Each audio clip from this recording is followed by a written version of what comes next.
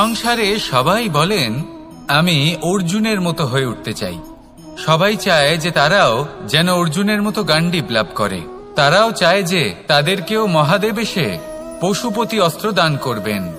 তারাও এটাই চায় মহাভারতের মতো মহাসংগ্রামে বিজয়ী হতে। কিন্তু সবাই ভুলে যান যে অর্জুন যা হতে পেরেছিলেন সবকিছুই অর্জন করেছিলেন। যদি আপনিও অর্জুনের মতো গান্ডীব লাভ করতে চান তবে আপনাকেও তার মতোই শ্রেষ্ঠ কাঠ নির্বাচন করতে হবে। সেই কর্ম আপনাকেই করতে হবে। তার প্রত্যঞ্চা যাতে তীব্র হয় তার জন্য আপনাকে সর্বশ্রেষ্ঠ দড়ি খুঁজে বের করতে হবে। আপনার বাণ যাতে ঘাতক হয় সেই জন্য আপনাকে নতুন নতুন ধাতু খুঁজে বের করতে হবে। সেই শিক্ষা আপনাকে লাভ করতে হবে, তবেই আপনার ইচ্ছে পূর্ণ হবে। অর্জুন হওয়া বড়ই সরল যদি আপনি কিভাবে অর্জন করতে হয় তা জানেন। শুধুমাত্র স্বপ্ন দেখেন যারা, তারা কখনোই অর্জন করতে পারবেন না। কিন্তু যদি কেউ অজ্ঞাতবাস ভোগ করতে পারে, যদি কেউ লাক্ষাগৃহ থেকে পালিয়ে বাঁচতে পারে, যদি কেউ কঠোর তপস্যা করতে পারে, প্রতীক্ষা করতে পারে এবং পরিশ্রমও করতে পারে, তাহলে সে অর্জুন অবশ্যই হয়ে উঠবে। যদি আপনি অর্জুন হয়ে উঠতে চান তাহলে কর্ম করতে শিখুন আর আমার সাথে ভালোবেসে বলুন রাধা রাধা। কি ওই মাকড়সার জাল দেখতে পাচ্ছেন? মাকড়সারা ভীষণ পরিশ্রম করে এটা তৈরি করে। নিজের শরীরের রস দিয়ে এই জাল বোনে। আপনি কি এটার উদ্দেশ্য জানেন? আসলে মাকড়সা এই জালে ছোট কীটপতঙ্গ ধরে তাদেরকে খাদ্যরূপে গ্রহণ করে। কিন্তু আপনি কি এই কথা জানেন যে একদিন মাকড়সা নিজেই নিজের জালে জড়িয়ে মৃত্যুবরণ করে থাকে? বলুন কি করেন আপনি এই জাল দেখতে পেলে? দেখতে পেলেই মুছে ফেলেন এর অস্তিত্ব, তাই না? তেমনি অন্যদিকে পাখির বাসা। পাখিরাও ভীষণ পরিশ্রম করে এটা তৈরি করে। কিন্তু যদি পাখি একদিন এটা ছেড়ে চলে যায় তাহলেও লোকে এটা নষ্ট করে দেয় না। কারণটা কি? এর কারণ হলো এর নির্মাণ জীবন সঞ্চারের জন্য করা হয়েছিল, নষ্ট করার জন্য নয়। তাই মনে রাখবেন, জীবনে আপনার পরিশ্রম যতই বেশি হোক না কেন, যদি আপনার লক্ষ্য শুভ না হয় তাহলে আপনারও বিনাশ নিশ্চিত। তাই সৃজন করতেই থাকুন আর মুগ্ধ হয়ে বলুন রাধা রাধা। এই পুকুর দেখছেন আপনি? বাচ্চা, বৃদ্ধ, যুবক, যাকেই আমি জিজ্ঞেস করব এটা কি, সবার উত্তর সেই একই হবে। উত্তর তখনই বদলাবে যখন প্রশ্ন এটা হবে যে আপনি এই পুকুরে কি করতে চান। কেউ বলবে আমি এমনি এর পাড়ে বসে এই জল স্পর্শ করে ঠান্ডা হাওয়ার আনন্দ অনুভব করতে চাই। কেউ বলবে আমি এই পুকুরে সাঁতার কাটতে চাই। কেউ বলবে কাগজের নৌকা বানিয়ে আমি এতে ভাসিয়ে দিতে চাই। কেউ বলবে আমি মাছ ধরে নিজের জীবন যাপন করতে চাই, ইত্যাদি ইত্যাদি। আপনাকে একটা কথা বলে রাখি, আমাদের জীবনও এই পুকুরেরই মতন, একই রকম। কিন্তু আমরা এই জীবন নিয়ে কি করব সেই সিদ্ধান্ত আমাদের। এই পুকুরে আপনি মুক্তও পাবেন, আবার পাঁকও পাবেন। যদি আপনি মুক্ত পেতে চান তাহলে এই পুকুরের গভীরে আপনাকে যেতে হবে। ততটাই চেষ্টা করতে হবে যতটা করলে আপনি সেই মুক্ত অর্জন করতে পারবেন। না হলে শুধু পাঁকে হাত পড়বে। তাই যা আমি সর্বদা বলে থাকি, সিদ্ধান্ত আপনার। রাধা রাধা। অবশ্যই সহ্য করতে হবে, এটাই হলো প্রকৃতির নিয়ম। এই নিয়ম কিন্তু আমরা সবাই জানি, কিন্তু আমাদের মধ্যে বেশিরভাগ মানুষ এই বিভ্রান্তি নিয়ে বাঁচি যে এই যে প্রকৃতির নিয়ম তা আমার ওপর প্রযোজ্য নয়। তা কিন্তু নয়। আমাদের চতুর্দিকে এই যে নিসর্গ রয়েছে, আমরা তার কতটা ক্ষতি করি সেটা একবার ভেবে দেখুন। আমরা বনাঞ্চল জ্বালিয়ে দিই, বায়ু দূষিত করি, জল দূষিত করি, প্রাণীদের হত্যা আমরা করি। কেন? এই নিসর্গ আমরা নষ্ট করি, যদিও আমরা জানি যে আমরাও হলাম এই নিসর্গেরই অংশ। এবার দেখুন, শরীরের কোনো অংশে যদি আগুন ধরান, আস্তে আস্তে সমস্ত শরীরও জ্বলে যাবে। সেইভাবেই নিসর্গ যদি নষ্ট হয়ে যায়, তাহলে মনুষ্য জাতিও নষ্ট হয়ে যাবে। তাই এই যে নিসর্গ আপনি দেখছেন, এই পুষ্প, এই বৃক্ষ, বায়ু, জল, এদের সকলকে রক্ষা করুন, নষ্ট নয়। মনে রাখবেন, যদি নিসর্গ থাকে মানুষ থাকবে, যদি নিসর্গ থাকে তাহলেই জীবন থাকবে। আসুন আমার সাথে ভালোবেসে বলুন, রাধা রাধা।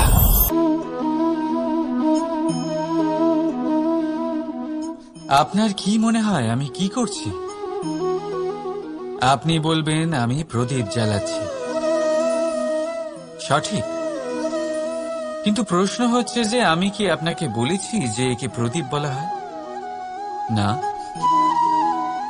এই প্রদীপ কি নিজেই নিজের পরিচয় আপনাকে দিয়েছে? না।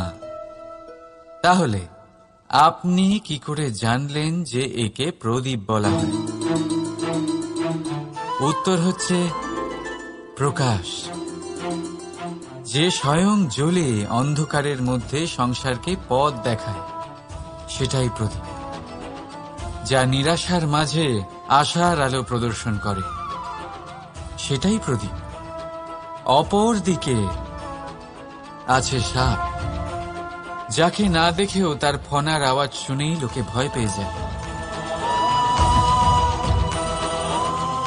তার মানে ব্যক্তির পরিচয় তার কর্মের দ্বারা পাওয়া যায়। তাই আপনার এটা বলার প্রয়োজন নেই যে আপনার পরিচয় কি। এটা আপনার কর্মই নিশ্চিত করবে যে লোকে আপনাকে প্রদীপ ভেবে ভালোবাসবে নাকি সাপ ভেবে ভীত হয়ে থাকবে। রাধা রাধা। সময় কত বিচিত্র হয়। সময় আমাদের পক্ষে থাকলে আমরা নিজেদের রাজা মনে করে নিই, আর সেই সময় যদি বিপক্ষে চলে যায় তাহলে নিঃস্ব হতে সময় লাগে না। তাই মানুষের একটা অভ্যেস আছে, খারাপ সময়ের জন্য কিছু সঞ্চয় করা। আত্মীয়, বন্ধু খারাপ সময় পাশ থেকে সরে যায়। যশ, মান প্রতিকূল সময় চিরস্থায়ী হয় না। তাই মানুষ মনে করে অর্থ সঞ্চয় করাই শ্রেয়। অর্থের কোনো হৃদয় নেই যা সময়ের সাথে পরিবর্তিত হবে। সংসার বলে সর্বদা অর্থ সঞ্চয় করতে থাকুন। খারাপ সময় অবশ্যই কাজে লাগবে, কিন্তু আমি বলবো শুভ কর্ম করতে থাকুন, আনন্দে থাকুন, নিজের ওপর আর ঈশ্বরের ওপরে বিশ্বাস রাখুন। খারাপ সময় কখনো আসবেই না। রাধা রাধা। জীবন থাকলে লক্ষ্য অবশ্যই থাকবে। যদি লক্ষ্য থাকে তার পথ অবশ্যই থাকবে। যদি পথ থাকে, আমরা জীবনে সফল হব না অসফল, পুরস্কারের ভাগীদার হব নাকি তিরস্কারের। মনে করুন আপনাকে একটা কাজ করতে হবে, আপনাকে পর্বত আরোহণ করতে হবে, আর সেই পথের ঢাল আপনাকে একাধিকবার ফেলে দেবে। পাথর আপনাকে একাধিকবার আহত করবে। এই অবস্থায় কি করবেন? সাধারণ মানুষ বেছে নেয় প্রতিশোধ। সেই পর্বতকে নষ্ট করে দেওয়ার চিন্তা ভাবনা করে, তার ভিতকে নড়িয়ে দেওয়ার কথা ভাবে সেই মানুষ। কিন্তু পর্বতকে তো কেউ নষ্ট করতে পারে না। তাই অসফল হওয়ার সাথে সাথে কুখ্যাতিরও ভাগীদার হয়ে যায় সে। দ্বিতীয় পথ হল পরিবর্তন। যদি আপনি সেই পর্বত ভাঙার পরিবর্তে তাতে সোপান তৈরি করেন, তাহলে আপনিও সেই পর্বতে উঠতে পারবেন, অন্য কেউও তাতে উঠতে পারবে, আগামী প্রজন্মও তাতে উঠতে পারবে, আর সেই আগামী প্রজন্ম সর্বদা আপনার সুনাম করবে। তাই জীবনে প্রতিশোধ নয়, পরিবর্তন বাছুন, বদলা নয়, বদল বেছে নিন। আপনার বাধা আপনার বন্ধু হয়ে যাবে। রাধা রাধা। সমস্ত মানুষের জীবন কিছুটা সমান হয়। মানুষ জন্মগ্রহণ করে, তারপর চলতে শেখে, জীবনে এগিয়ে চলে, বার্ধক্য লাভ করে, তারপর সমাপ্ত হয়ে যায়। কিন্তু সেই ব্যক্তিরা কারা যারা প্রকৃত অর্থে মনুষ্য জীবন যাপন করেন? এনারা হলেন সেই ব্যক্তি যারা পড়ে গেলেও আবার উঠে দাঁড়ানোর চেষ্টা করেন, নিজের ভেঙে পড়া অস্তিত্বকে আগলে নিয়ে আবার একটা আকার দেওয়ার চেষ্টা করেন, ভগ্ন আশাকে আবার একটা নতুন দিশা দেন। অসফল হওয়ার পরেও থামেন না, আবার এগোতে থাকেন। অসফল হওয়ার পরে যদি আপনি থেমে যান তাহলে সাফল্য আপনার সামনে অপেক্ষা করে, কিন্তু আপনি তা দেখতে পান না। তাই জীবনের সংঘর্ষে অংশগ্রহণ করতে শিখুন, জীবনের সংঘর্ষ থেকে পালাবেন না। আসুন আমার সাথে ভালোবেসে বলুন রাধা রাধা। একবার একটা শেয়াল বনে বিচরণ করছিল। ও একটা ছোট্ট শাবক দেখতে পেল। ও ভাবল, আজ একেই আমি খাবার হিসেবে গ্রহণ করব। আশেপাশে দেখলো কেউ দেখছে না, তো কেউ ছিল না, আর সেই শাবকের ওপর আক্রমণ করল, যা হলো একটা ঘোর অপরাধ। বনের নিয়ম অনুসারে আপনি কখনোই শাবকের ওপর আক্রমণ করতে পারেন না। তারপর এই খবরটা যখন রাজা সিংহ জানতে পারলেন, সভার আয়োজন করলেন। কিন্তু সেখানে শেয়াল বলল, আমি তো এরকম কিছু করিনি। কিন্তু যদি আপনি এরকম বলেন, কোনো প্রমাণ দিন, এর কোনো সাক্ষী আছে? তখন রাজা সিংহ পেঁচাকে ডেকে পাঠালেন, যে সেই মুহূর্তে বৃক্ষের শাখার ওপর বসেছিল, সে সব কিছু দেখেছিল। পেঁচা সব সত্যি কথা বলল, আর শেয়ালকে মৃত্যুদণ্ড দেয়া হলো। এবার এই কাহিনী আমি আপনাকে কেন শোনালাম? কারণ মানুষও কখনো কখনো এরকম কর্ম করেন যা শিয়াল করেছে। এটা ভাবেন কেউ দেখছে না, যখন আমি অনুচিত কর্ম করতেই পারি। কিন্তু না, আপনি যাই করুন না কেন, কেউ না কেউ অবশ্যই তা দেখছে। কোনো ব্যক্তি না হলেও কোনো প্রাণী, না হলে কোনো যক্ষ বা দেব বা প্রেত। যদি এনারা কেউ না দেখেন, তাহলে ধরিত্রী মাতা দেখেন, যেখানে দাঁড়িয়ে আপনি সেই কর্ম করছেন, তাই না? তাই একটা কথা সবসময় মনে রাখবেন, কে দেখছেন কে দেখছেন না সেই বিষয়ে ভাবা ছেড়ে দিন। এটা খুব সহজ কথা। আপনি যদি উচিত কর্ম করেন, উচিত ফল পাবেন। যদি অনুচিত কর্ম করেন, তাহলে আপনি অনুচিত ফল অবশ্যই পাবেন। সেই জন্য উচিত পথে চলতে থাকুন, উচিত কর্ম করতে থাকুন, আর আমার সাথে ভালোবেসে বলুন রাধা রাধা। আপনি কখনো কোনো বাজকে নিজের বাসা বানাতে দেখেছেন?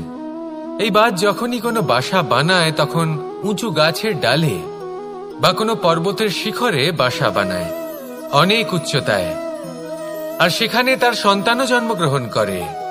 যখন এই সন্তানেরা জন্মায়, তখন এই বাজ খুবই ভালোবেসে এবং খুব সাবধানে এদের পালন পোষণ করে।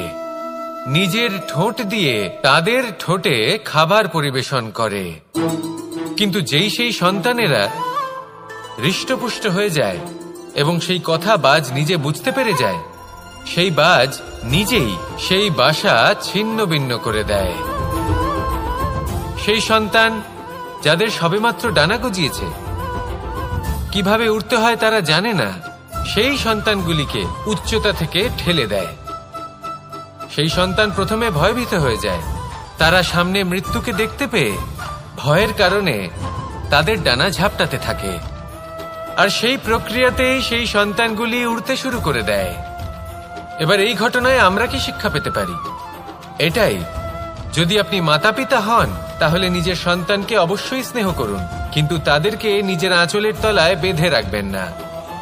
যদি আপনি চান আপনার সন্তান জীবনে উন্নতি করুক, তাহলে নিজের মুঠো থেকে তাদের স্বতন্ত্র করে দিন। এই সংসারে সংঘর্ষ করতে দিন। সেই সন্তান নিজেই বুঝতে পারবে যে জন্মের সময় পাওয়া ডানা কি করে ব্যবহার করতে হয়। আর আপনার চোখের সামনে আপনার সন্তান এই আকাশে উড়তে থাকবে। তাহলে আসুন আমার সাথে ভালোবেসে বলুন রাধা রাধা। সংসারে সবচেয়ে পবিত্র মানা হয় গঙ্গা জলকে। কখনো ভেবে দেখেছেন কেন? কারণ গঙ্গা জলের আবির্ভাব অত্যন্ত শুদ্ধ হয়, তার জন্ম শুদ্ধ হয়, যেখান থেকে তার শুরু সেটাই শুদ্ধ হয়। আর শুরুটা শুদ্ধ হওয়া অত্যন্ত আবশ্যক। আমাদের জীবনে সবই শুরু হয় আমাদের ভাবনা থেকে। নিজের ভাবনাকে শুদ্ধ রাখুন, কারণ এই ভাবনা থেকেই আবির্ভাব হয় শব্দের। আপনার শব্দ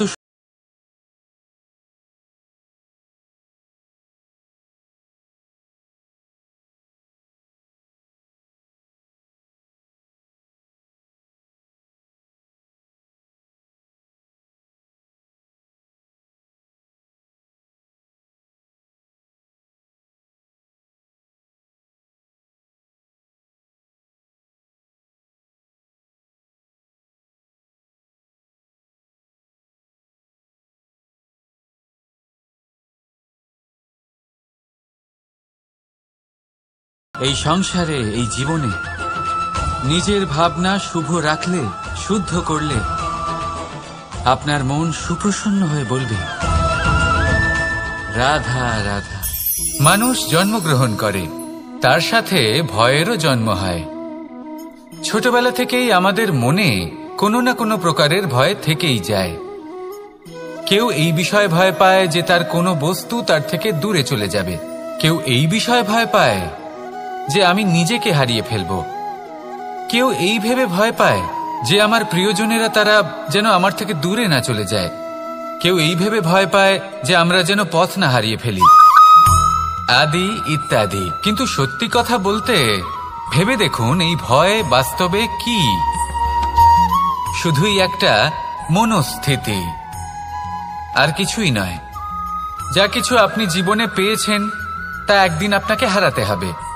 এই জীবন হলো আপনারই, কিন্তু তাও একদিন সমাপ্ত হবে। তাই ভয় পেয়ে কি লাভ?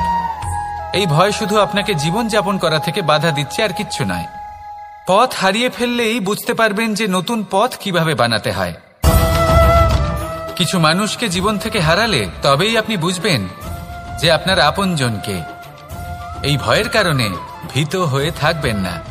এই তারা নক্ষত্র অন্ধকারের অভাবে গুরুত্ব হারায়। শিবকেও মহাদেব হওয়ার জন্য বিষপান করতে হয়েছিল।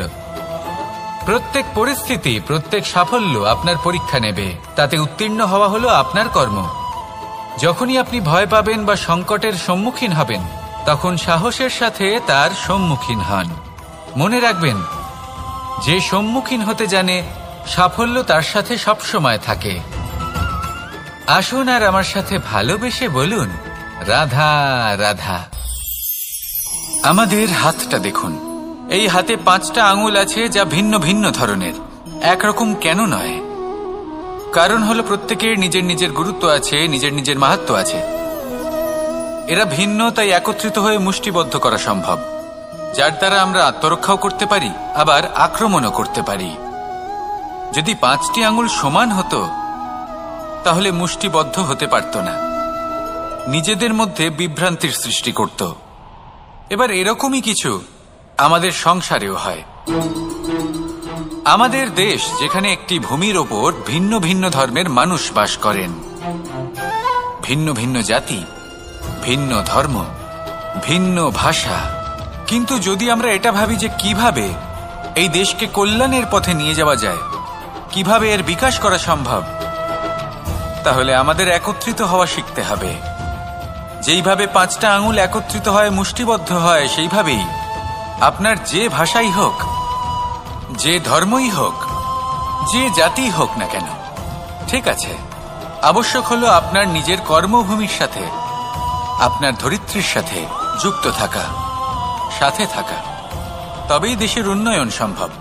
তবেই এই দেশ স্বতন্ত্র থাকবে, সফল হবে, আর এই মন প্রসন্ন হয়ে বলবে রাধা রাধা।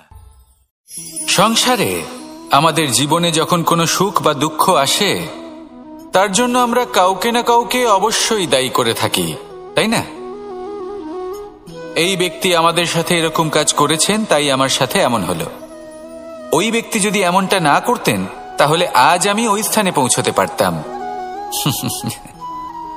সবই আপনার দৃষ্টিভঙ্গির ওপর নির্ভরশীল, আর যদি আপনার দৃষ্টিভঙ্গি এমন হয় তাহলে তা অনুচিত। সত্যি কথা বলতে এই সংসারে ভিন্ন ভিন্ন ধরনের মানুষ আছে। এটা আপনার ওপর নির্ভর করছে কিভাবে তাদের স্বাগত জানাবেন। একবার ভাবুন, আমি আমার দুটো হাত সামনে নিয়ে এলাম, দুটো মুঠো খুলে দিলাম। দুই প্রকারের মানুষ আসবেন, কিছু না কিছু দিয়ে যাবেন। এই মুঠো যদি আমি বন্ধ করে দিই তাহলে না কেউ আমাকে কিছু দিতে পারবে, না আমার কিছু যাবে আসবে। নিশ্চয়ই বুঝতে পারছেন এই দুই ধরনের ব্যক্তি কারা এবং তারা কি দিয়ে যান। আমি যদি নিজের মুঠো খুলে দিই তাহলে কিছু ভালো মানুষ আসবেন, আমাকে আনন্দ, সন্তুষ্টি, জ্ঞান প্রদান করে যাবেন, ভালো অভিজ্ঞতা দিয়ে যাবেন। কোনো খারাপ ব্যক্তি যদি আসেন তাহলে তিনিও খারাপ অভিজ্ঞতা দেবেন, যার থেকে আমি শিক্ষা লাভ করব। এই সব কিছু আমি লাভ করতে পারি। মুঠো যদি বন্ধ করে রাখি তাহলে আমি কিছুই পাবো না। দেখুন, এই সংসারে প্রত্যেকের জীবনে এইরকম।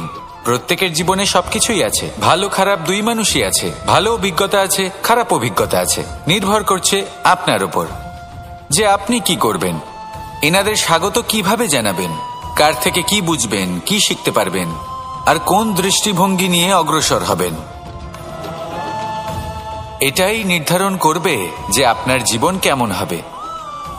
আসুন আমার সাথে ভালোবেসে বলুন, রাধা রাধা।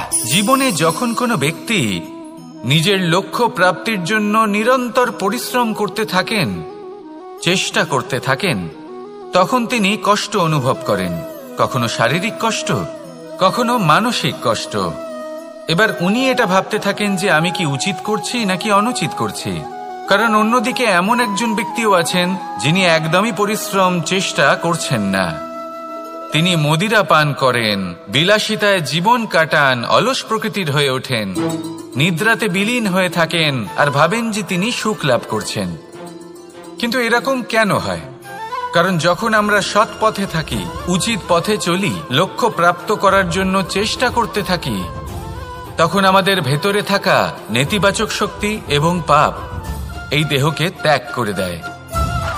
আর এই অনুভূতিটাই আমাদের দুঃখের অনুভূতি দেয়, কষ্ট দেয়।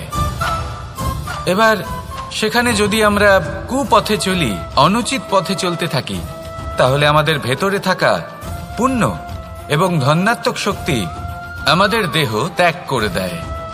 আর এই অনুভূতির কারণেই আমরা সুখ অনুভব করি। কিন্তু কখনো ভাববেন যে এই সুখ বেশি সময় পর্যন্ত থাকে না। সেই জন্য সবসময় মনে রাখবেন, যদি আপনি জানেন যে এটাই আপনার লক্ষ্য, এটাই উচিত পথ, শুভ পথ, তাতে নিরন্তরভাবে এগিয়ে যেতে চেষ্টা করতে থাকুন। এই কষ্ট আপনাকে সুখের পরাকাষ্ঠায় কখন পৌঁছে দেবে তা আপনি জানতেই পারবেন না। আসুন আমার সাথে ভালোবেসে বলুন, রাধা রাধা। প্রত্যেক মানুষ নিজের জীবনে হীরক তথা হীরে এবং দর্পণ এই দুই দেখেছেন। এই দুই হলো সাদা এবং এরা দুজনেই আলোর প্রতিফলন ঘটায় এবং এরা দুজনেই উজ্জ্বল হয়ে ওঠে। আপনি হয়তো মনে মনে ভাবছেন যে এটা কি ধরনের তুলনা করছি। একটা হীরে তো রত্ন, তার মূল্য দর্পণের থেকে অনেক গুণ বেশি। কিন্তু হীরে থাকাতে দর্পণের মূল্য কিন্তু কোনো অংশে কমে যায় না, তাই না? মানুষ যখন হীরে নিজের হাতে নেয় তখন সবার আগে কি খোঁজে? দর্পণ, যাতে তার মধ্যে দিয়ে দেখে সে বুঝতে পারে যে সেই হীরে আদৌ তার শোভাবর্ধন করছে কিনা, তাকে ভালো দেখাচ্ছে কিনা, প্রসাধনের জন্য সেটা ব্যবহার করা ঠিক হবে কিনা। অর্থাৎ হীরের উপস্থিতিতে দর্পণের গুরুত্ব কম হলো না, দর্পণের কারণে হীরের মূল্য বোঝা গেল। আমাদের জীবনেও ঠিক এরকমই ঘটে। আপনারা যদি সংসারে নিজের আশেপাশে দেখেন, এমন অনেক মানুষ দেখতে পাবেন যারা নিজেদের ক্ষেত্রে মহান স্থানে পৌঁছেছেন, নিপুণ এবং শ্রেষ্ঠ হয়েছেন। আর তাদের মধ্যে আপনার নিজের মনে হয় যেন আপনি হলেন দর্পণ। নিজেকে ছোট মনে করবেন না। আপনার মূল্য কম হচ্ছে না, আপনার নিজস্ব মূল্য আছে। আর যদি আপনার অস্তিত্ব না থাকে তাহলে ওনাদের অস্তিত্বের মূল্য সংসার বুঝতেই পারবে না। জীবনে সবসময় চেষ্টা করবেন যাতে আপনি আরো বেশি শ্রেষ্ঠ হয়ে উঠতে পারেন। আপনি নিজে যে স্থানে আছেন সেটাকে ছোট মনে করবেন না, তারও নিজস্ব একটা মূল্য আছে। যদি আপনি হিরে হয়ে থাকেন তাহলে অহংকার করবেন না, যদি আপনি দর্পণ হয়ে থাকেন তাহলে নিজেকে ছোট মনে করবেন না। আসুন আর আমার সাথে ভালোবেসে বলুন, রাধা রাধা। মানুষ জন্মগ্রহণ করে, তার সাথে ভয়েরও জন্ম হয়। ছোটবেলা থেকেই আমাদের মনে কোনো না কোনো প্রকারের ভয় থেকেই যায়। কেউ এই বিষয়ে ভয় পায় যে তার কোনো বস্তু তার থেকে দূরে চলে যাবে, কেউ এই বিষয়ে ভয় পায় যে আমি নিজেকে হারিয়ে ফেলব, কেউ এই ভেবে ভয় পায় যে আমার প্রিয়জনেরা তারা যেন আমার থেকে দূরে না চলে যায়, কেউ এই ভেবে ভয় পায় যে আমরা যেন পথ না হারিয়ে ফেলি, আদি ইত্যাদি। কিন্তু সত্যি কথা বলতে ভেবে দেখুন, এই ভয় বাস্তবে কি?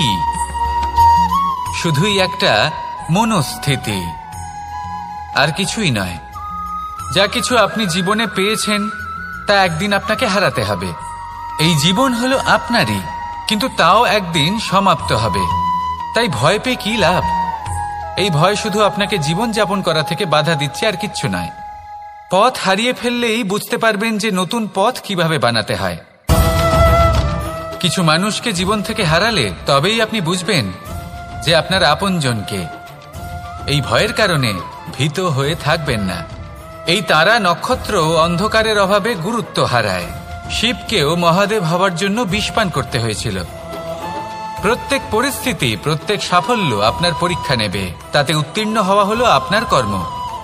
যখনই আপনি ভয় পাবেন বা সংকটের সম্মুখীন হবেন, তখন সাহসের সাথে তার সম্মুখীন হন। মনে রাখবেন, যে সম্মুখীন হতে জানে সাফল্য তার সাথে সবসময় থাকে। আসুন আর আমার সাথে ভালোবেসে বলুন, রাধা রাধা। এই সংসারে সব থেকে বেশি কোমল বস্তু হলো রেশম। এই রেশম এতটাই কোমল হয় যে এর পুরো একটা থান শুধুমাত্র একটা হাতে ধরা সম্ভব। কখনো ভেবে দেখেছেন এই রেশম কিভাবে হয়? একটি কীট তার লালার দ্বারা উৎপন্ন হয়। এই কীট সেই রেশমকে পাক দিতে থাকে, পাক দিতেই থাকে, আর আস্তে আস্তে তার মধ্যেই জড়িয়ে পড়ে। শেষে ওর এই সুন্দর অমূল্য সৃষ্টি রেশমের এই সুতো, তার নির্মাণ কার্য পূর্ণ হয়। কিন্তু তাতেই ও নিজে বন্দী হয়ে যায়। নিজেরই মায়াজালের এই বন্দী গৃহে নিজেই ফেঁসে যায়। এবার এই সুতোকে ব্যবহারযোগ্য করে তোলার জন্য এই কীটগুলিকে এই কবচের সাথেই ফুটন্ত জলে ফেলে দেওয়া হয়। এই সংসারে যদি আমাদের স্বপ্ন এই সংসারের দুঃখ হরণ করার জন্য, এই সংসারে সুখ বিতরণ করার জন্য হয়, তবেই আমাদের প্রগতি সম্ভব। যদি আমাদের এই স্বপ্ন শুধুই আমাদের এবং আমাদের স্বার্থ সিদ্ধির জন্য হয়, তাহলে এই স্বপ্ন আমাদের অন্ধ করে দেবে, আমাদের অন্ধকারের পথে নিয়ে যাবে, আর আমরাও সেই কীটের মতো হয়ে যাব। নিজেদেরই মায়াজালে আমরা নিজেই ফেঁসে যাব, আর শেষে আমরা যদি কিছু লাভ করি তা হবে একাকিত্ব, অন্ধকারময় মৃত্যু। তাই স্বপ্ন অবশ্যই দেখুন, কিন্তু এমনভাবে স্বপ্ন দেখবেন না যে তার এই বন্দিগৃহে আপনি নিজেই ফেঁসে গেলেন। স্বপ্ন দেখুন পরোপকারের, পরমার্থের, সবাইকে উদ্ধারের, অন্ধকারের নয়। তবেই কল্যাণ হবে, আর তবেই এই হৃদয় প্রসন্ন হয়ে বলবে, রাধা রাধা। মানুষ যখন এই সংসারে প্রবেশ করে, অর্থাৎ জন্মগ্রহণ করে, তখন নিশ্চিন্তে থাকে, আনন্দে থাকে। কিন্তু যেইমাত্র তার মধ্যে বোধশক্তি আসে, তখন সে চিন্তা করতে শুরু করে। যার ভিত্তিতে মানুষ যা চাইবেন তাই লাভ করতে পারবেন, যদি সঠিক কর্ম করতে থাকেন। যখন কংসের অসুররা গোকুলে ধ্বংসলীলা চালাচ্ছিলেন, তখন আমি কারোর থেকে সাহায্য চাইনি। আমি দাঁড়িয়েছিলাম এবং আমি তার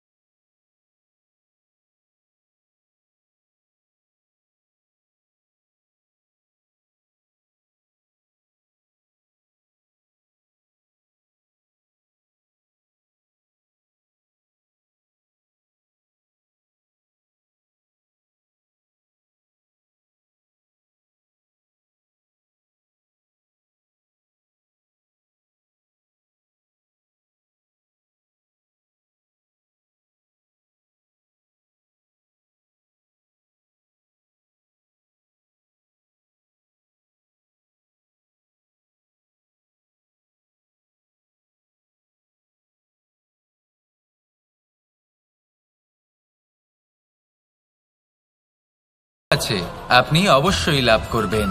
আর এই মন সুপ্রসন্ন হয়ে বলবে, রাধা রাধা। ভোজন এই সংসারে যেই হোক না কেন, কোনো মানুষ হোক, কোনো প্রাণী হোক, কোনো কীট হোক বা কোনো বনস্পতি হোক, প্রত্যেকের জন্য ভোজন অতি আবশ্যক।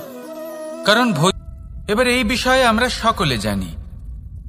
আপনি কি এটা জানেন যে শ্রীরাম বাস্তবে অমাবস্যার এক রাত আগেই অযোধ্যায় পৌঁছে গেছিলেন? সবার সামনে অমাবস্যার রাতে এসেছিলেন। এর কারণ কি? শ্রীরাম প্রমাণ করতে চেয়েছিলেন যে যে কোনো সময়, দিন হোক বা রাত, শুভ বা অশুভ হয় না।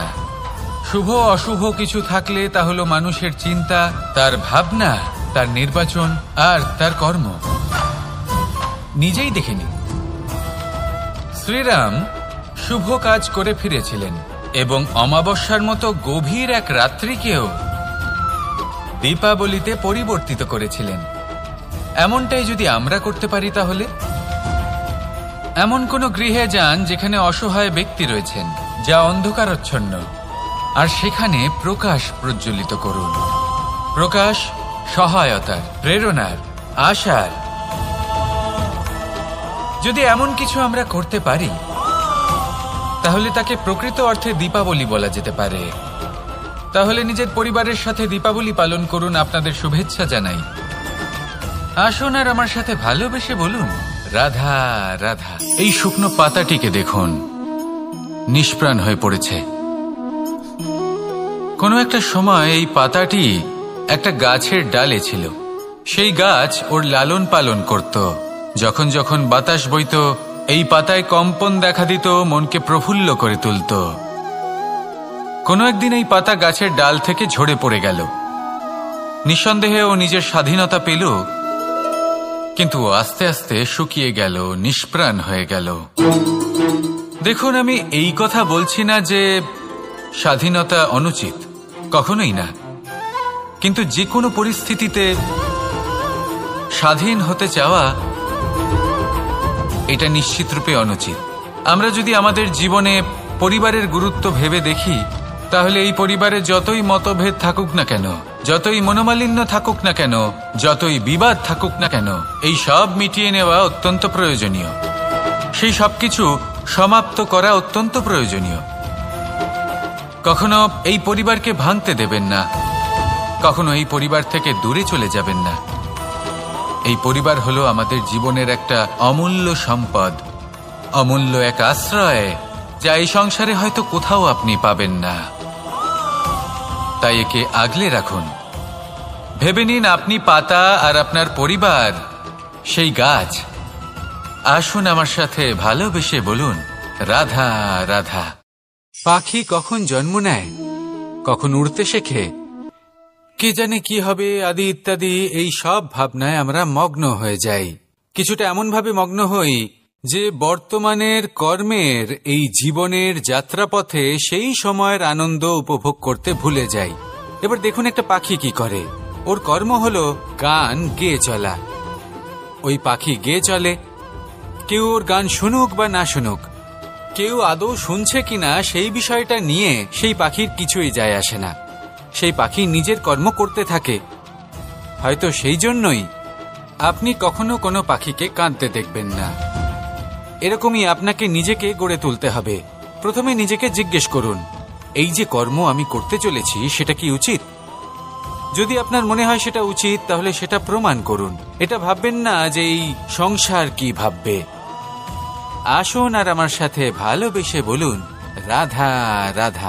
যদি আমি আমার চোখ বেঁধে কোনো একটা নির্দিষ্ট দিকে নিজের সমস্ত শক্তি প্রয়োগ করে ছুটে যাই, তাহলে কি হবে? আমি কোথাও ধাক্কা খেতে পারি, নিজের ক্ষতি করতে পারি, কোথাও পড়ে যেতে পারি, তাই না? অর্থাৎ এটা নিশ্চিত এই কাজ আমার করা উচিত নয়। কিন্তু আজকের দিনে প্রত্যেকটা মানুষ এই কাজই করছেন, তাই না? কোনো কাজ করার পূর্বে সেই কাজের বিষয়ে সম্পূর্ণ তথ্য কোথায় সংগ্রহ করছেন? শুধু এটুকু জানেন যে এই কাজটা করলে কত ধন অর্জন করবেন আর কত নাম হবে, আর ব্যাস সামনে এগিয়ে যান। এটা উচিত নয়। পূর্ণরূপে যে কোনো কাজ করার আগেই সেই কাজের বিশ্লেষণ করে নেওয়া উচিত, তা বুঝে নেওয়া উচিত এবং সেই বিষয়ে অবশ্যই খেয়াল রাখা উচিত যে আপনার শরীর এবং আপনার মন এই কাজ করার জন্য কি প্রস্তুত রয়েছে। যদি তা না হয় তাহলে প্রথমে নিজেকে শুধরে নিন, তারপরে সেই কাজ করুন। যদি এইভাবে জীবনে সামনে এগোন তাহলে সাফল্যের সম্ভাবনা জীবনে অনেক বেশি বেড়ে যাবে। তাহলে এটাই করুন আর আমার সাথে ভালোবেসে বলুন, রাধা রাধা। এই সংসারে সাফল্য লাভ করার জন্য জ্ঞানের প্রয়োজন হয়, পরিশ্রমের প্রয়োজন হয়, দৃঢ় নিষ্ঠার প্রয়োজন হয়, নিরন্তর চেষ্টা করা প্রয়োজনীয়। কিন্তু আরো কিছু আছে যা অত্যন্ত প্রয়োজনীয় এবং গুরুত্বপূর্ণ। তা হলো ভালো বন্ধু। তাদের থাকা অত্যন্ত প্রয়োজনীয়। যদি ভালো বন্ধু থাকে তাহলে সময় এলে তারা ঢাল হয়ে আপনাকে সুরক্ষা করবেন। সময় এলে অস্ত্রের মতো শত্রুকে সংহারও করবেন। যদি তিনি জ্ঞানী হন, তাদের মধ্যে সদ্গুণ থাকে, তাহলে এই সব গুণ আপনার মধ্যেও প্রবেশ করবে। তাহলে সাফল্যের জন্য ভালো বন্ধু পাওয়া অত্যন্ত প্রয়োজনীয়। কিন্তু শুধু বন্ধু কেন, ভালো শত্রুও থাকা প্রয়োজনীয়। এবার আপনি ভাববেন, আমি কি বললাম? যদি আপনার জীবনেও ভালো অর্থাৎ শক্তিশালী শত্রু থাকে তাহলে আপনিও শক্তিশালী হতে থাকবেন। এই শত্রু আপনাকে প্রেরিত করবে আরো বেশি শক্তিশালী হয়ে ওঠার। কখনো কোনো হরিণকে দেখুন, তীব্র গতিতে দৌড়তে থাকে। কেন তীব্র গতিতে দৌড়য়? এই কারণে নয় যে কোথাও তার জন্য মধুর ঘাস অপেক্ষা করে রয়েছে, না। সে এই কারণে তীব্র গতিতে দৌড়য় কারণ সেটা না করলে তার পেছনে একটি সিংহ আছে যে ওকে নিজের ভোজন করে ফেলবে। তাই জীবনে বিপদ, সংকট এই সবকিছুও হলো অত্যন্ত গুরুত্বপূর্ণ। তার সম্মুখীন হতে শিখুন আর আমার সাথে ভালোবেসে বলুন, রাধা রাধা রাধা।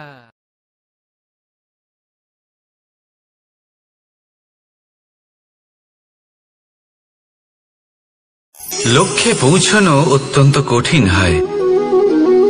কেউ ভাবেন যে কেন এত কঠিন হয়, কেন এত কষ্ট করতে হয় লক্ষ্যে পৌঁছানোর জন্য। এই লক্ষ্য সরলভাবে কেন আমার কাছে চলে আসে না? চলুন আপনাকে একটা কথা বলি, যদি আপনার লক্ষ্য কঠিন না হয় তাহলে তাকে পাওয়া আপনার পক্ষে অসম্ভব হয়ে উঠবে। লক্ষ্যে পৌঁছানোর এই রাস্তায় আপনি যে কড়া রোদের সম্মুখীন হন, যার থেকে আপনি দূরে পালাতে চান, সেই রোদ আপনাকে প্রেরণা যোগায় যে আপনি এগোতে থাকুন। ভাবুন একজন যাত্রী যে কিনা নিজের লক্ষ্যের দিকে যাচ্ছেন, সেই পথে উনি যদি একটু ছায়া পেয়ে যান আর উনি ওখানে বিশ্রাম নেন, তাহলে তার সাথে তার ভাগ্য গভীর নিদ্রায় সেখানে বিলীন হয়ে যায়। তাই পরিশ্রমের কড়া রোদের থেকে কখনো দূরে পালাবেন না। জীবনে শুধু সামনে এগোতে থাকুন দৃঢ়তার সাথে।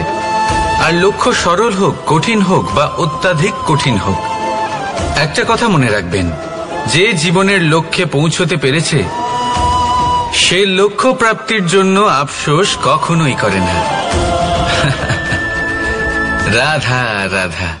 কোনো বাড়িতে, কোনো পরিবারে যখন কারোর জন্ম হয় তখন তা কত সুখের মুহূর্ত হয়। সেই ছোট্ট সন্তান যখন কিছুটা বড় হয় সে হাঁটার চেষ্টা করে, আর সেই প্রক্রিয়াতেও খুব বড় একটা শিক্ষা লুকিয়ে রয়েছে, ঠেলে দেওয়া। যখন আপনি হাঁটতে চান, সামনে এগোতে চান, তখন আপনি কি করেন? নিজের পায়ের তলার যে মাটি তাকে আপনি পেছনে ঠেলে দেন। ব্যাস, এই একই জিনিস তো জীবনেও শিখতে হবে। এবার যদি আপনি জ্ঞানের পথে অগ্রসর হতে চান তাহলে অজ্ঞানতাকে পেছনে সরিয়ে দিতে হবে। যদি আপনি প্রকাশের দিকে এগোতে চান তাহলে অন্ধকারকে পেছনে সরিয়ে দিতে হবে। যদি আপনি ভবিষ্যতে সফল হতে চান তাহলে অতীতের যে অসফলতাগুলিকে পেছনে সরিয়ে দিতে হবে। কর্ম করতে থাকুন, কখনো থামবেন না। আর আমার সাথে ভালোবেসে বলুন, রাধা। এই সংসারে সব থেকে বেশি কঠিন কাজ কোনটা? কেউ বলবেন যুদ্ধ করা, কেউ বলবেন ধন অর্জন করা, আবার কেউ বলবেন জ্ঞান অর্জন করা সব থেকে বেশি কঠিন। এবার প্রত্যেক ব্যক্তির নিজস্ব অভিজ্ঞতা আছে, আর সেই অনুসারে তার নিজস্ব একটা উত্তর আছে। সাধারণভাবে দেখতে গেলে এই সংসারে সব থেকে কঠিন হলো তপস্যা করা, অর্থাৎ সব কিছু ত্যাগ করে তপস্যায় নিজেকে বিলীন করে দেওয়া। এবার এর থেকে বেশি কঠিন এই সংসারে আর কি বা হতে পারে? এই সংসারে, এই সমাজে, নিজের পরিবারের মধ্যে থেকেও ধৈর্য ধরে সামনে অগ্রসর হওয়া, এটা হলো সব থেকে কঠিন কাজ। কারণ যখন আপনি তপস্যা করেন তখন সেখানে আপনার ধৈর্য ভাঙার মতো কেউ থাকেন না, না কোনো বন্ধু, না কোনো আত্মীয়, না কোনো শত্রু, কেউ না। কিন্তু যখন আপনি এই সমাজে, এই পরিবারে থাকেন, কোনো না কোনো ব্যক্তি এসে আপনার ধৈর্যের বাঁধ ভেঙে দেওয়ার ক্ষমতা রাখেন। তারা আপনার ধৈর্যের বাঁধ ভেঙে দেয়, আর কখনো কখনো তারা অনিচ্ছাকৃতভাবেই সেটা করে থাকেন। কারণ তাদের মানসিকতা আপনার থেকে আলাদা, তাদের কর্ম আপনার থেকে আলাদা, তাদের দৃষ্টিভঙ্গি আপনার থেকে আলাদা, জীবন যাপন আপনার থেকে আলাদা। সেক্ষেত্রে আপনি ধৈর্যচ্যুত হন, প্রসন্নতা আপনার থেকে ছিনিয়ে নেওয়া হয়। সেই জন্য এই সংসারে, এই পরিবারের থেকেও ধৈর্য ধরে সামনে অগ্রসর হওয়া কোনো পর্বতের শিখরে গিয়ে তপস্যা করার থেকেও অনেক বেশি কঠিন। আর যে ব্যক্তি এই সমাজেই, এই পরিবারে, সেই সকল মানুষের মধ্যে থেকে গিয়েও ধৈর্য ধরে অগ্রসর হতে থাকেন, যারা এই কাজটা শিখে নিতে পারেন, তারাই কিন্তু জীবনে আনন্দ লাভ করতে পারেন। এই ধৈর্যই শেষে আপনার জীবনে প্রসন্নতা বহন করে আনবে। তাই ধৈর্য ধরে জীবনের পথে অগ্রসর হন, আর আমার সাথে ভালোবেসে বলুন, রাধা রাধা। কর্ম এবং ফল। মানুষের স্বভাব হলো এটাই যে তিনি নিজের প্রত্যেক পরিশ্রমের প্রতিফল প্রার্থনা করেন। বেশিরভাগ সময় এই ফলাফলের চিন্তা করতে করতে, কল্পনা করতে করতে উনি কর্ম করতে থাকেন, যে আমি এই কাজটা করলে এই ফল পাবো। সেই সব কল্পনা করতে থাকেন যা না তার হাতে আছে, না আছে অধিকার, আর না আছে নিয়ন্ত্রণ। উনি শুধু নিজের কর্ম করতে পারেন। উনি কি ফল পাবেন তা তার হাতে কখনোই নেই। তাই আপনিও শুধুমাত্র কর্ম করতে থাকুন, ফলের চিন্তা করবেন না। মনে রাখবেন, শিকড় এবং শাখা যেভাবে একে অপরের সাথে জড়িয়ে, সেইভাবেই একে অপরের সাথে জড়িয়ে কর্ম এবং ফল। যেরকম কর্ম আপনি করবেন, সেরকম ফল আপনি অবশ্যই পাবেন। তাই এই ফলের আশায় কর্মের সময় কখনোই নষ্ট করবেন না। কারণ যে ব্যক্তি সময় নষ্ট করেন, সময় সেই ব্যক্তিকে অবশ্যই নষ্ট করে দেয়। কর্ম করুন নিঃস্বার্থভাবে, ফলের চিন্তা করবেন না, আর আমার সাথে ভালোবেসে বলুন, রাধা রাধা। এই জীবনে তিনটি গুরুত্বপূর্ণ শব্দ আছে যা বোঝা আমাদের কাছে খুব গুরুত্বপূর্ণ, এবং এই তিনটি শব্দের নিজস্ব অর্থ আছে। প্রথম হল সঙ্গবদ্ধতা, অর্থাৎ একসাথে মিলে কাজ করতে হবে, একসাথে মিলে পরিশ্রম করতে হবে, সামনে এগোতে হবে। এরকম করতে পারলে আপনার শক্তি বৃদ্ধি পাবে, আপনার ক্ষমতা বৃদ্ধি পাবে, আপনি এগোতে পারবেন এবং অনেক দূরে যেতে পারবেন। দ্বিতীয় হল আত্মবিশ্বাস। হেরে যাওয়া বস্তুও আবার জিতে নিতে পারবেন। যদি আপনার নিজের আত্মবিশ্বাস থাকে, তাহলে আপনি কখনো পরাজিত হবেন না। এবং তৃতীয় হল অহংকার। জয়লাভ করার পরেও কিন্তু এটা আপনাকে পরাজিত করতে পারে। সেই জন্য জীবনে সঙ্গবদ্ধ হন, আত্মবিশ্বাস রাখুন, কিন্তু কখনোই অহংকার করবেন না। এই অহংকার আপনার থেকে সব কিছু কেড়ে নিতে পারে।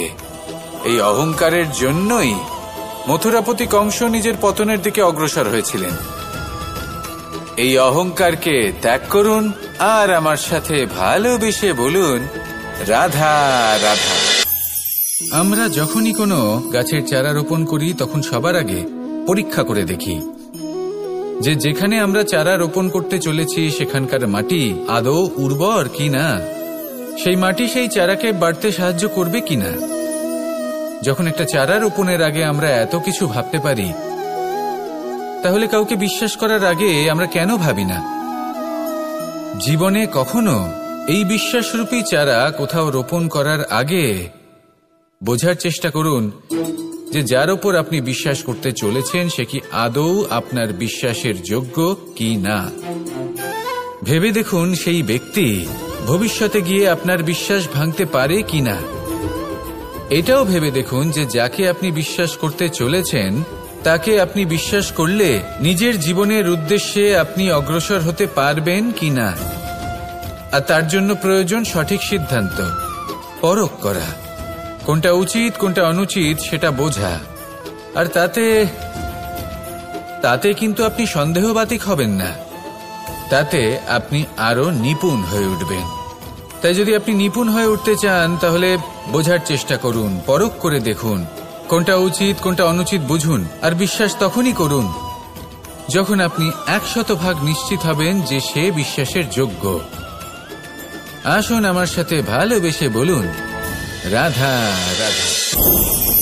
রাধা কখনো কখনো আমার জন্য বড়ই সুগন্ধি আতর নিয়ে আসে, পারিজাত ফুলের মালা নিয়ে আসে আমার প্রসাধন করবে বলে, এবং আমার সবথেকে বেশি প্রিয় মাখন নিজে হাতে বানিয়ে আনে আমাকে নিজে হাতে খাইয়ে দেবে বলে, সবকিছু আমাকে প্রসন্ন করবে বলে।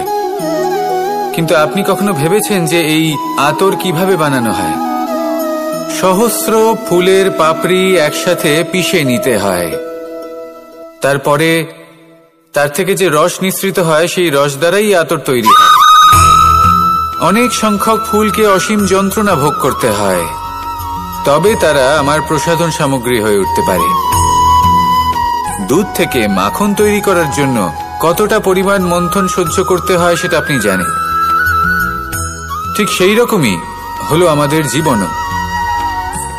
বিপদও আসে, কঠিন পরিস্থিতিও আসে, এর সম্মুখীন হতে শিখুন। মনে রাখবেন আপনি হলেন সেই দুধ যাকে মন্থন সহ্য করতে হবে মাখন হয়ে ওঠার জন্য। মনে রাখবেন আপনি হলেন সেই ফুলের মতন যাদের পিষ্ট হতে হবে সুগন্ধি আতর হয়ে ওঠার জন্য, যাকে এই সংসার পছন্দ করে। কখনো কখনো জীবনে আপনার সাথে খারাপ শুধুমাত্র এই কারণে ঘটে যাতে আপনার শ্রেষ্ঠ রূপ এই সংসারের সামনে আসতে পারে। শুধুমাত্র কঠিন পরিস্থিতি এবং বিপদকে একটা সুযোগ হিসেবে দেখার চেষ্টা করুন। আপনার জন্য এই সংসার বদলে যাবে, সংসারকে দেখার দৃষ্টিভঙ্গি পাল্টে যাবে, আপনার ভাগ্য পাল্টে যাবে, আর এই মন প্রসন্ন হয়ে বলবে, রাধা রাধা। পাশা নামক এই খেলাটি আপনারা নিশ্চয়ই খেলেছেন, না খেলে থাকলে দেখেছেন, আর যদি দেখেও না থাকেন তাহলে নিশ্চিত রূপে শুনেছেন। মহাভারতের এই মহাযুদ্ধ কোথাও না কোথাও এই পাশা নামক খেলার কারণে হয়েছিল। পাশার এই বিচিত্র খেলা, দান, এইসবের কারণে কেউ নিজের মাথায় রাজ মুকুট পরিধান করেছিলেন, আবার সেখানে পরাজিত হওয়ার জন্য কাউকে বনবাস ভোগ করতে হয়েছিল। কিন্তু এই খেলা সমাপ্ত হওয়ার পরে সমস্ত ঘুঁটি আর এই পাশার ছক একই পুটলিতে স্থান পেল। এটাই হলো আমাদের জীবন। এই সংসারে আমরা জয় পরাজয়ের বিষয়ে এতটাই ভাবি, এত চিন্তা করি যে এই জীবনের খেলার আনন্দটাই উপভোগ করতে পারি না। আর অবশেষে কি হয়? কেউ জয়ী হন, কেউ পরাজিত হন, কিন্তু দুজনেই একই স্থানে পৌঁছে যান। প্রত্যেক ব্যক্তি মৃত্যুর পরে একটি নির্দিষ্ট স্থানেই পৌঁছতে বাধ্য, কিন্তু ততক্ষণ এই জীবন, এই খেলা, তার আনন্দ উপভোগ করুন। এই সংসারে সেই ব্যক্তি শ্রেষ্ঠ স্থানে পৌঁছতে পেরেছেন যিনি এই সংসারকে প্রকাশ প্রদান করেছেন, যিনি কখনো জয় পরাজয় এই বিষয়ে ভাবেননি, শুধু এই জীবনের খেলার আনন্দ উপভোগ করেছেন। এটাই আপনিও করুন, আর আমার সাথে ভালোবেসে বলুন, রাধা রাধা। প্রত্যেক মানুষ নিজের জীবনে দুঃখ অনুভব করেন। প্রত্যেকের দুঃখ আলাদা হতে পারে। কারোর মনে এই দুঃখ থাকে যে সে তার বাবা মায়ের সব ইচ্ছে পূরণ করতে পারেননি। কেউ এটা ভেবে দুঃখ পান যে সে চিরকাল সদাচার করেছেন, সৎকর্ম করেছেন, কিন্তু তাও তাকে দুরাচারী বলে মনে করা হয়। কেউ এটা ভেবেও দুঃখ পান যে তার সামনে যে ব্যক্তি রয়েছেন তার চোখে তিনি শত্রু হয়ে উঠেছেন বা দুষ্ট হয়ে উঠেছেন, যেখানে তিনি হয়তো কোনো অনুচিত কাজই করেননি। এবার এই সমস্ত বিষয় নিয়ে ভেবে নিজের ব্যক্তিত্ব নিয়ে সন্দেহ প্রকাশ করবেন না। যদি নিজের ব্যক্তিত্ব নিয়ে কোনো সন্দেহ থেকে থাকে, তাহলে কর্ম সংক্রান্ত প্রশ্ন করুন যে আপনি যা করেছেন তাতে কি উচিত ছিল কি অনুচিত ছিল। যেটা প্রয়োজন সেটা এটা বোঝার যে আপনার অন্তর্মন, আপনার বিবেক আপনাকে কি বলছে, আর আপনার অন্তর্মন আর আপনার বিবেক আপনাকে যেটা করতে বলবে শুধু সেটাই করুন।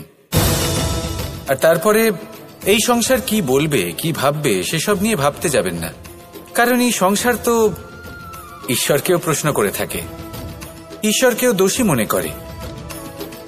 কখনো কখনো যখন কোনো ঘটনা মানুষের ইচ্ছা অনুযায়ী ঘটে না, তখন মানুষ এটা বলে যে হে ঈশ্বর, আপনি আমার পাশে থাকলেন না, আপনি বড়ই কঠোর, এটা আপনার দোষ। যেখানে বেশিরভাগ সময় হয়তো সে নিজেই নিজের কর্মফল ভোগ করছে, আর কখনো কখনো ঈশ্বর হয়তো তার জন্য আরো ভালো কোনো পরিকল্পনা করে রেখেছেন, কিন্তু মানুষ সেটা বুঝতে পারে না। তাই দিনের শেষে যেটা প্রয়োজন সেটা হলো নিজের মনের কথা বুঝতে হবে। আপনার বিবেক কি বলছে শুধু সেটাই করুন, আর সামনে এগোতে থাকুন। আমার সাথে ভালোবেসে বলুন, রাধা রাধা। পরিবর্তন, এটা হলো সৃষ্টির অমূল্য নিয়ম। এই সংসারে সবকিছু সময়ান্তরে পরিবর্তিত হয়, এই সময়ও পরিবর্তিত হয়। পরিবর্তন চিরকাল হয়ে এসেছে আর চিরকাল হতে থাকবে, কিন্তু এবার আমরা সেই পরিবর্তন কিভাবে লাভ করব যেটা আমাদের প্রয়োজন, যেটা আমরা চাই। আমরা জীবনে বিকাশ চাই। এই বিকাশ কিভাবে লাভ করতে পারি? এই প্রকৃতি কিন্তু আমাদের অত্যন্ত উত্তম উদাহরণ দিয়ে বুঝিয়েছে।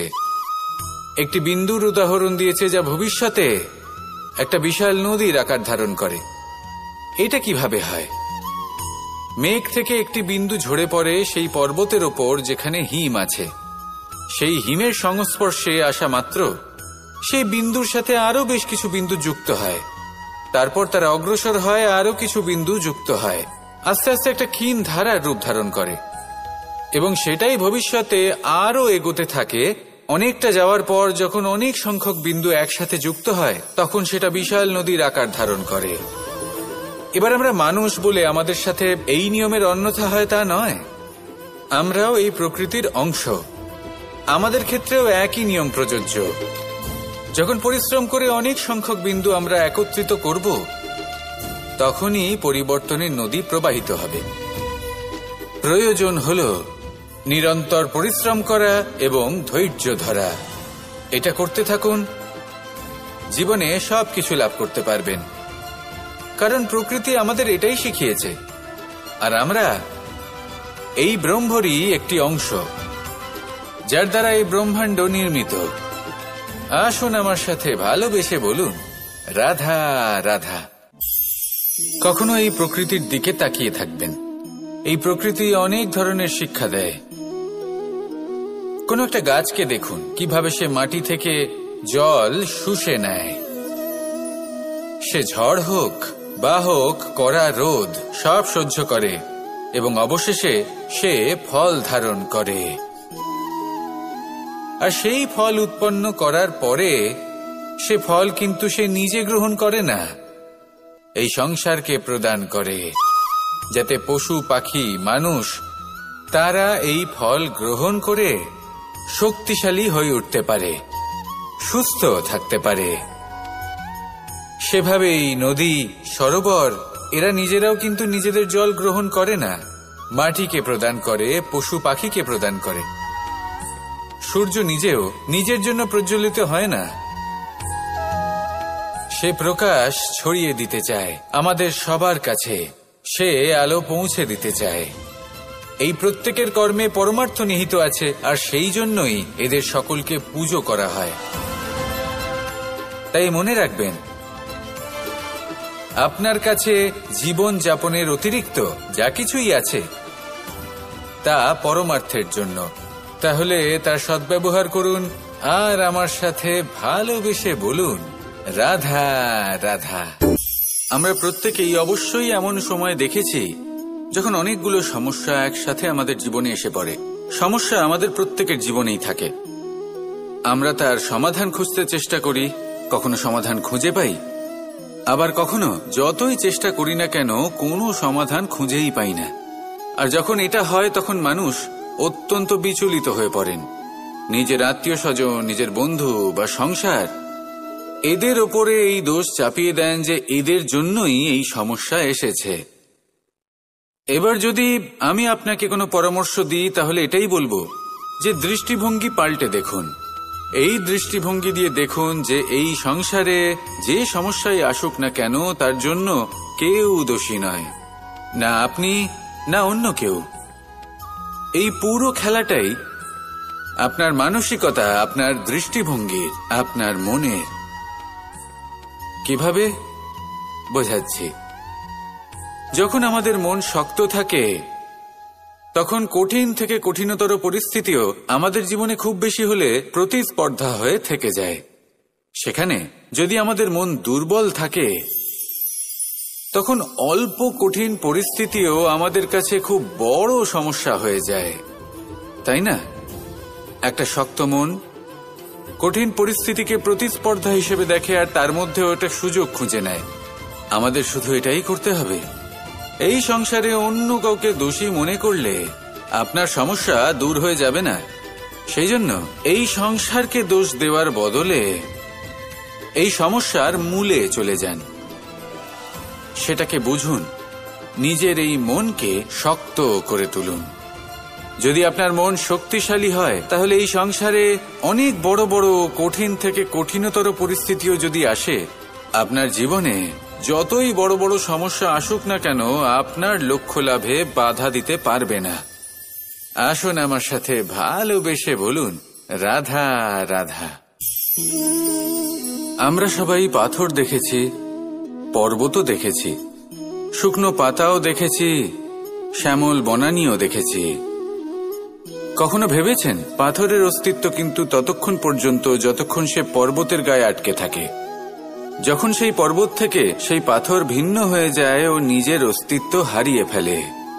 আস্তে আস্তে কখনো পাথর কেটে বা কখনো পিষ্ট হয়ে সেই পাথর আস্তে আস্তে মাটিতে পরিণত হয় এবং পূর্ণরূপে নিজের অস্তিত্ব হারিয়ে ফেলে। এটাই পাতার সাথেও হয়। এই পাতা যতক্ষণ গাছের ডালের সাথে যুক্ত ততক্ষণ তার অস্তিত্ব থাকে। যখনই ডাল থেকে বিচ্ছিন্ন হয় সেও নিজের অস্তিত্ব হারিয়ে ফেলে। আর এটাই আমাদের সাথেও হয়। যতক্ষণ আমরা নিজেদের আপনজনের সাথে যুক্ত থাকি আমাদের অস্তিত্ব বজায় থাকে। যখন আপনজনদের সাথে সম্পর্ক ছিন্ন করি তখন আমরাও আমাদের অস্তিত্ব হারিয়ে ফেলি। এবার এই সংসারের প্রত্যেক ব্যক্তি স্বতন্ত্র থাকতে চান, আর অনেক ব্যক্তি স্বতন্ত্র থাকবেন বলে আপনজনদের দূরে করে দেন আর তাদের সাথে এই সম্পর্ক ছিন্ন করেন। এটা কি সত্যি প্রয়োজন? আপনজনদের সাথে সম্পর্ক ছিন্ন করে নিজের অস্তিত্ব হারিয়ে ফেলা প্রয়োজনীয়, নাকি আপনজনদের সাথে সম্পর্ক বজায় রেখে নিজেদের স্বতন্ত্র করে রাখা সেটা আবশ্যক? নির্বাচন আপনারই। আসুন আমার সাথে ভালোবেসে বলুন, রাধা রাধা। আপনি কি কখনো নৌকা যাত্রা করেছেন? করে না থাকলেও নিশ্চয়ই দেখেছেন যে এই জল যা নিজের অন্তরে সব কিছু সমাহিত করে নিতে পারে, এই নৌকা সেই জলের ওপরেই ভেসে থাকে। নদীর স্রোত কাটিয়ে সে সামনে অগ্রসর হয়। কিন্তু যদি এই নৌকায় কোনো ছিদ্র হয় তাহলে কিন্তু সেই নৌকা ডুবে যাবে। আর এতে কোনো তফাৎ হবে না যে সেই ছিদ্র ছোট নাকি বড়, নৌকা ডুবে যাবে। এই ছিদ্র হলো আমাদের জীবনে আমাদের অপগুণ, আমাদের দোষ, আমাদের বিকার। কখনো এটা ভাববেন না যে এই দোষ খুবই ছোট, এতে কিছুই যাবে আসবে না।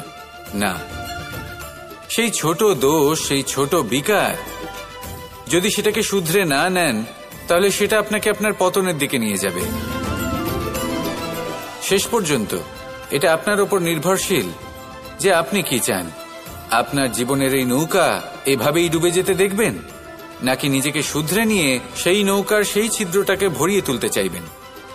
নির্বাচন আপনার। আসুন আমার সাথে ভালোবেসে বলুন, রাধা রাধা। জল জলই পৃথিবীতে বেঁচে থাকার জন্য আবশ্যক তো বটেই, কিন্তু এই জল আমাদের একটা অত্যন্ত গুরুত্বপূর্ণ শিক্ষা প্রদান করে। কখনো এই জলকে দেখেছেন? যে পরিস্থিতিতেই এই জল প্রবাহিত হোক না কেন, এর উপর যা কিছুই প্রভাব থাকুক না কেন, এর পথে যতই বাধা আসুক না কেন, তার মধ্যে থেকে ও নিজের পথ ঠিক বের করে নেয়, কিন্তু নিজের প্রবাহ থামতে দেয় না, ক্রমাগত অগ্রসর হতে থাকে। সেরকমই একটা শিক্ষা যেটা আমরা জল থেকে পেয়ে থাকি তা হলো এটা, আমরা যখন জলের দিকে তাকাই তখন আমরা নিজের প্রতিবিম্ব দেখি, স্পষ্টভাবে দেখতে পাই, কিন্তু তখনই দেখতে পাই যখন এই জল শান্ত থাকে, স্থির থাকে।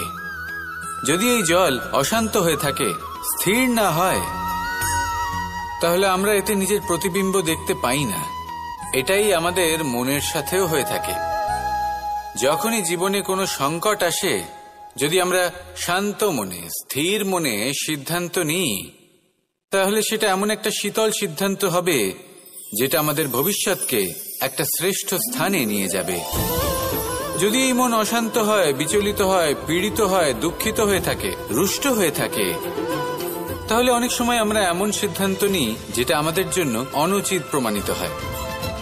যখন আপনি ক্রুদ্ধ ছিলেন বা দুঃখের বশে ছিলেন, তখন অনেক সময় হয়তো এমন সিদ্ধান্ত নিয়েছেন যেটার জন্য ভবিষ্যতে আপনি অনুশোচনা করেছেন। এবার দেখুন, এই আবেগগুলো থেকে আমরা পালাতে পারবো না, কিন্তু এই আবেগগুলো আপনার উপর কতটা প্রভাব ফেলবে সেটা আমরা অবশ্যই ঠিক করতে পারি। এই মনকে আমরা নিয়ন্ত্রণ করতে পারি। এটাই করুন, চিন্তা করুন, এই মনকে শান্ত রাখুন, স্থির হতে চেষ্টা করুন, আর তারপরে সিদ্ধান্ত নিন। আসুন আমার সাথে ভালোবেসে বলুন, রাধা রাধা। এই সংসারে ভৌতিক বস্তুরও নিয়তি আছে।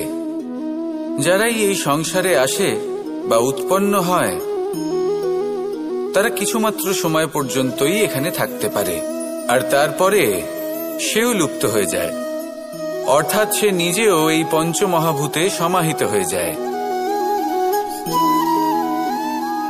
আমাদের সাথেও ঠিক এটাই হয়।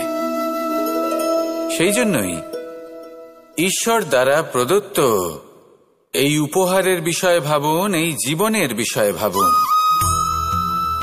ঠিক যেমন বিশ্বাস ভঙ্গ হলে কোনো ব্যক্তি আমাদের কাছে অপরিচিত হয়ে যান, ঠিক সেরকমই শেষ নিঃশ্বাস ত্যাগের পর এই শরীরও আমাদের কাছে পরই হয়ে যায়। তাই এই শরীর থাকাকালীন শ্রেষ্ঠভাবে একে সদ্ব্যবহার করুন, এই জীবনে শ্রেষ্ঠ কর্ম করুন, আর এই জীবনকে শ্রেষ্ঠভাবে যাপন করার জন্য কিছু কথা বোঝা প্রয়োজনীয়। যদি আপনি কারোর প্রশংসা করেন, তাহলে পূর্ণ হৃদয় দিয়ে করুন। যদি আপনি হস্তক্ষেপ করে থাকেন, তাহলে মস্তিষ্ক দ্বারা করুন। যদি আপনি সমীক্ষা করেন, তাহলে বিবেক দ্বারা করুন। যদি আপনি ধন অর্জন করতে চান, তাহলে নীতি অনুসারে চলুন। যদি জীবনযাপন করতে চান, তাহলে রীতি মেনে করুন। আর যদি ঈশ্বরের ভজন করতে চান, তাহলে ভক্তিভাব নিয়ে করুন। শুধু এই কথা মনে রাখবেন যে আপনার এই জীবন কিন্তু অনিশ্চিত কাল পর্যন্তই আছে। কতক্ষণ আছে সেটা কেউ জানে না। তাই কিছু মুহূর্ত যেটা যাপন করতে আমরা এখানে এসেছি, সেখানে ক্রোধ, অহংকার, ঈর্ষা, এইসব আবেগের কি গুরুত্ব বলুন তো? এগুলো ত্যাগ করুন। মানুষকে ক্ষমা করতে শিখুন, আস্তে আস্তে বিশ্বাস করতে শিখুন। এই সংসারে নিঃস্বার্থভাবে প্রেম করতে শিখুন, আর সবার মধ্যে আনন্দ বিতরণ করুন। তাই এই সব গুণ যদি আপনি আত্মসাৎ করতে পারেন, তাহলে আপনার জীবনে শুধু আনন্দ এবং আনন্দই বিরাজমান হবে। আসুন আমার সাথে ভালোবেসে বলুন, রাধা রাধা। এই ব্রহ্মাণ্ড কত বৃহৎ, তাই না? যার সম্মুখে এই পৃথিবীকেও একটা বিন্দুর মতো মনে হয়। আর এই পৃথিবীতে আমরা কে হই, আমাদের আকার কিরকম, আমাদের অস্তিত্বই বা কি? যখন আমরা এভাবে ভাবি, তখন মনে হয় আমরা কিছুই নই। তা আমরা যখন কিছুই নই, তাহলে আমরা এত চিন্তা করি কেন? কি ভেবে ভয় পাই? কাকেই বা এত ভয় পাই? কে আমাদের মারতে পারে, আর কেই বা আমাদের জন্ম দেবে? আত্মার আসলে না কখনো জন্ম হয় আর না কখনো মৃত্যু। আত্মা শুধুই শরীর বদল করে। আপনি, আমি, আমরা সকলে এই শরীর নয়, আমরা হলাম আত্মা, যা হলো পরম আত্মার পরম অঙ্গ। সেই জন্য মনে রাখবেন, বাইরের কোথাও দেখবেন না, নিজের অন্তরের গভীরে গিয়ে দেখুন, আত্মাকে উপলব্ধি করতে শিখুন। ক্লেশ, ভয়, চিন্তা, এই সব কিছুর থেকে নিজেকে দূরে রাখুন, তাহলেই উপলব্ধি করতে পারবেন পরমাত্মা কে। তাহলে আসুন আমার সাথে ভালোবেসে বলুন, রাধা রাধা। পরিবর্তন এই সংসারের শাশ্বত নিয়ম। কোন রাজা নেই যিনি চিরকাল রাজা থাকেন, কোন ধনী ব্যক্তি নেই যিনি চিরকাল ধনী থাকবেন। এই সংসারে সূর্যের স্থান নেওয়ার জন্য চন্দ্রিমার আগমন ঘটে। কোন স্থান যাকে পতিত বলা হয়েছিল, সেখানে মহল তৈরি হয়েছে। কোন স্থান যাকে আজ মলিন বলা হয়েছে, কাল সেখানে মন্দিরও স্থাপন হতে পারে। কোন ঋতু চিরকালের জন্য থাকে না, কখনো সময় চিরকাল একরকম থাকে না। আজ যে আপনার কাছে রয়েছে, কাল অন্য কারোর ছিল। আজ যে আপনার কাছে রয়েছে, কাল তা অন্য কারোর কাছে চলে যাবে। আপনার সাথে কিছু থাকলে তা হলো আপনার কর্ম, কিন্তু সেই কর্মের পরিণামও আপনার নয়। আপনি শুধু কর্ম করুন, বাকি সবকিছুই পরিবর্তনশীল। কিন্তু সেই পরিবর্তনকে দেখে ভয় পাওয়ার প্রয়োজন নেই, তাকে স্বাগত জানান। যদি আপনি হাসি মুখে সেই পরিবর্তনকে স্বাগত জানান, তাহলে এই পরিবর্তনও হাসি মুখে আপনার সাথে থাকবে। আসুন আমার সাথে ভালোবেসে বলুন, রাধা রাধা। সঞ্চয়। মানুষের যখন থেকে বোধবুদ্ধি হয়, সঞ্চয় করতে আরম্ভ করে দেন। সঞ্চয় করতে থাকেন ভোজনের, সঞ্চয় অর্থের, সঞ্চয় শক্তির।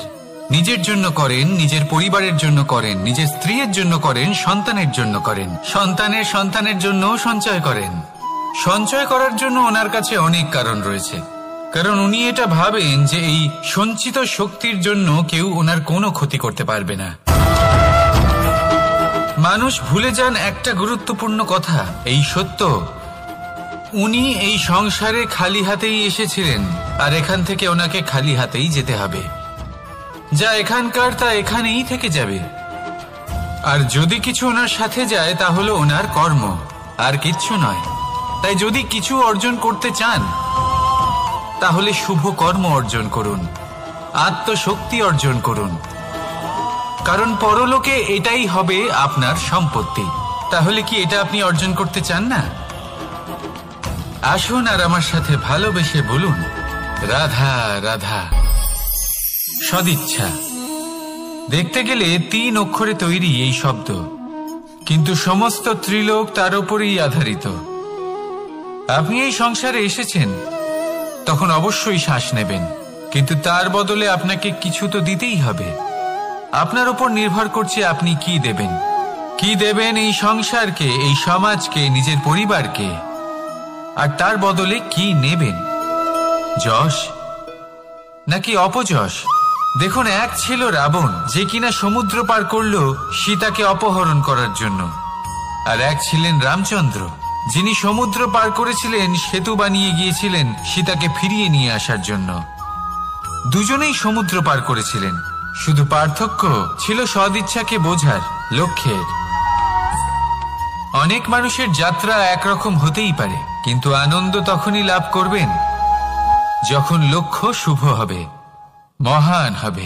এই লক্ষ্য দিয়ে এই সংসারের কল্যাণ হবে এবং মানুষের সম্মান হবে। যদি আপনার সংকল্প উচিত হয়, তাহলে আপনার লক্ষ্য উচিতই হবে, নয়তো শুধুমাত্র বিনাশ হবে। আর উচিত এটাই হবে যে বিনাশের হাত থেকে যেন নিজেকে বাঁচানো যায়, কি বলেন? তাই জীবনে যে লক্ষ্য স্থির করছেন, মনে রাখবেন তা যেন শুভ লক্ষ্য হয়। যদি এরকম হয়, তাহলে আপনার যাত্রা, আপনার জীবন দুটোই শুভময় হবে। আসুন আর আমার সাথে ভালোবেসে বলুন, রাধা রাধা।